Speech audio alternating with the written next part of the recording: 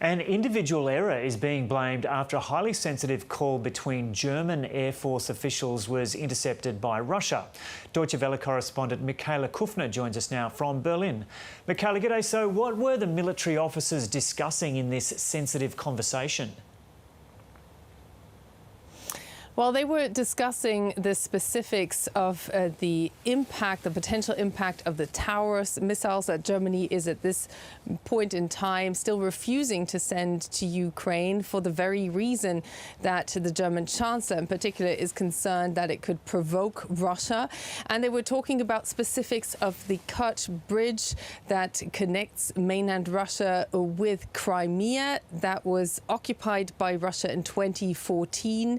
It's Ukrainian territory under international law, and there was very specific debate about how many missiles you would require to blow up that particular bridge, because it would be seen as a prime target for Ukraine if Germany was to send that particular weapons system. So it was very concrete, it was very damaging, and it sparked a lot of internal political debate here in Germany, something the German defense minister described as deliberate by Russia, which he says clearly tried to create at least confusion, ideally a rift between political parties here in Germany, but also between NATO allies. And how has the German government reacted beyond criticising Russia? Well, the German Defense Minister, Boris Pistorius, I was in the room when he really spoke about the first investigation launched into this. He said he refuses to play Russia's game on this.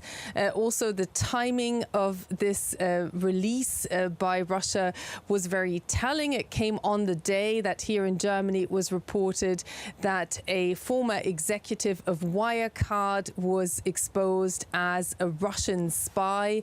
He's under investigation. Wirecard, of course, a financial transaction company that went bankrupt, that clearly was potentially even set up to damage the German economy and politics. So it came on the very same day, and that is also being read as part of what is being described by the German government as a communications war by Russia. But that didn't stop the opposition here of describing the German Chancellor himself as a security risk. So clearly, at least one aim was reached by Russia, that there is not just heated debate, but more criticism of a chancellor who's already struggling to hold together a very shaky three-way coalition that is, to a large part, busy fighting with itself rather than actually discussing on how to fight back against Russia in Ukraine. And how is this affecting Germany's relations with its allies? Well, there has been criticism and there is a context. The German Chancellor last week let it slip, to say the very least, publicly, that there are potentially military personnel by France and Britain on the ground in Ukraine to fine-tune the targeting of similar weapons system to the Taurus that Germany is not sending. And that sparked quite a bit of criticism, particularly publicly from Britain. We're also hearing that not so publicly from France. This makes Germany look pretty bad in a NATO context.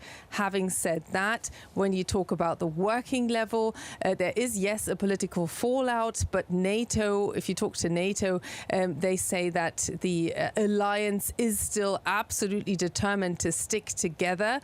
But there are rifts between the German and the French government in particular, and unless they find a way to not just gloss this over, but to work it out, there is a weakening of the Western alliance, and that would be seen for sure as at least a partial success for Russia.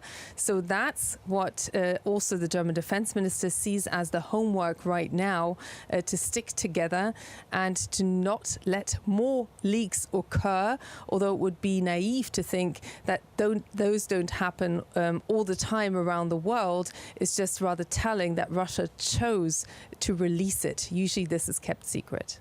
Okay, Michaela Küfner there in Berlin.